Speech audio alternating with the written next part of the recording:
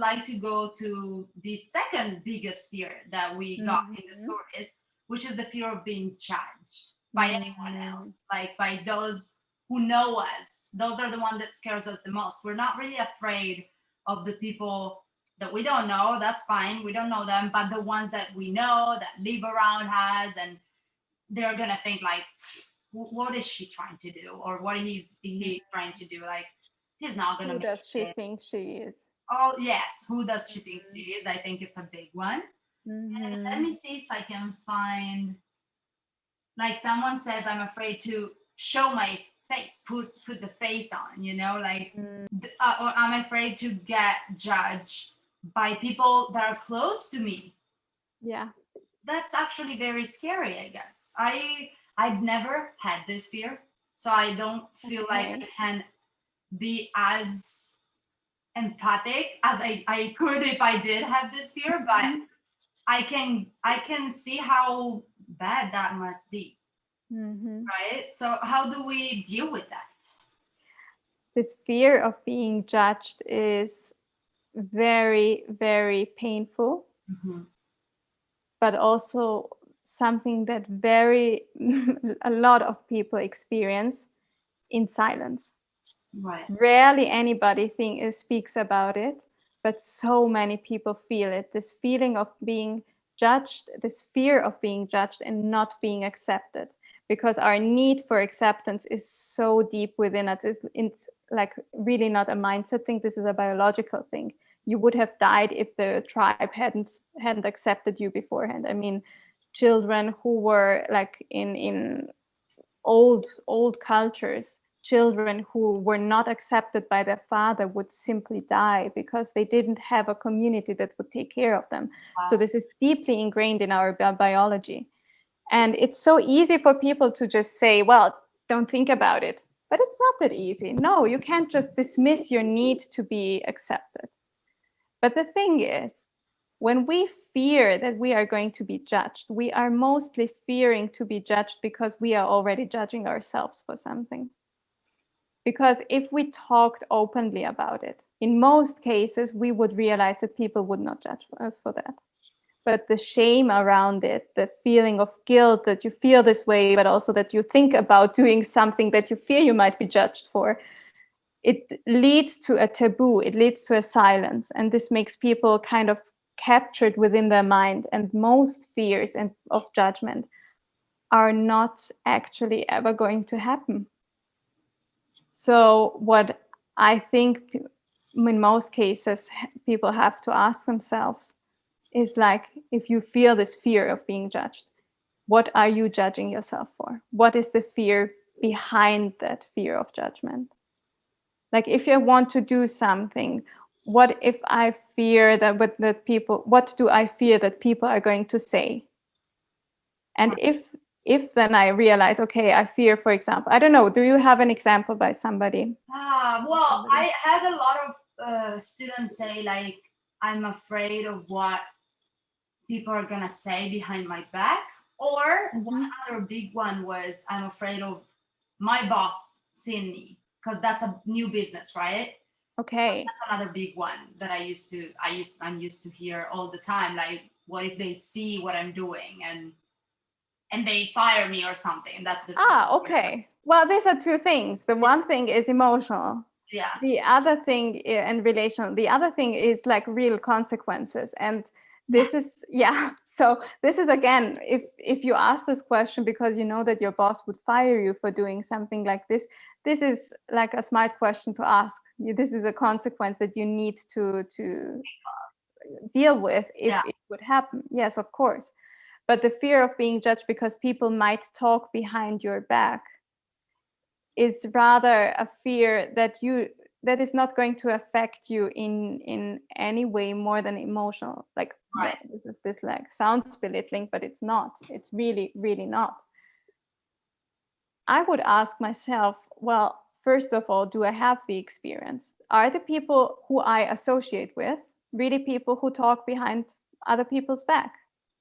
Because if I'm used to them doing it for everyone else, then yes, I'm right. I'm going to be judged. But then again, I'm going to be judged no matter what I do. Anyways, that's what I feel also. Like, that's what I always felt like people are gonna judge. Honestly, I don't know. I guess I was very lucky because in my family, no one really cares about what other people think. It's a good thing to have from your parents, like self-taught. Yeah. But what if it can help, what I feel every time I'm like people are like, I don't know, even stupid things like the hair, right? What if they judge you for it? I'm like, I like it. I don't care. Like what you have deeply ingrained, and your parents did a beautiful job at that. They taught you to be loyal to your values. yes. So you don't care about anybody else's value if the conflict, and what you know is that you need to be loyal to your values without even thinking about it. You are doing it like, yeah, but I like it, so I'm going to do it. This is your value. And you don't see a conflict between your value and other people's value. But being judged means that someone has a value that you are not fulfilling. And well, when I have a client who deals with this fear, and this is very, very common, I always ask them, do you share this value? Like, if you are going to be judged because someone has the value, for example, let's say someone is starting a new business and is going all in and is taking it to the next level and is trying to go get ahead. Anyone who is also trying to do something, who is also trying to get forward with an idea of their own, with a venture, they will understand that this is a process. They will understand that you need to take steps, that you are going to fail at the little things to succeed in the big things. Yeah. But anyone who doesn't share this value of freedom, of self-actualization, anyone who is more like the value is standard and tradition and let's go with what is and let's stay in the box, they are going to judge you. But then you have to ask yourself, do I agree with this value? Which value am I going to be loyal to? Their value or mine? Exactly. And I love this because it reminds me of something that Sunny said. I think it's from a book. I don't remember the title. But she said, if you're not in the arena, I don't want to hear it. Well, okay. Brené Brown made it popular, but it's not by Brené Brown. I was going to also cite it as well. Oh, nice. The Man in the Arena, it's by Theodore Roosevelt, actually. But Brené Brown made it very popular and like brought it back to attention to people when she wrote her book, and then also when she talked about it in a TED Talk. Mm-hmm. And the quote is actually, it is not the critic who counts, not the man who points out how the strong man stumbles or whether the doer of deeds could have done them better. The credit belongs to the man who is actually in the arena, whose face is marred by dust and sweat and blood, who strives valiantly, who errs, who comes short again and again, who spends himself in a worthy cause, who at the best knows in the end the triumph of high achievement, and who at the worst, if he fails, at least fails while daring greatly, so that his place shall never be with those cold and timid souls who neither know victory nor defeat. Love it. And I mean, I get goosebumps every time I read it. Yeah, love it. And it's true. Yeah, what I would actually, like, this is already the coaching prompt that I thought for this. Write down, following this quote, you can even look it up, following this quote, write down who are the people who you respect for being in the arena the same as you are. And then just listen to their opinion. I love it. And I should do it too.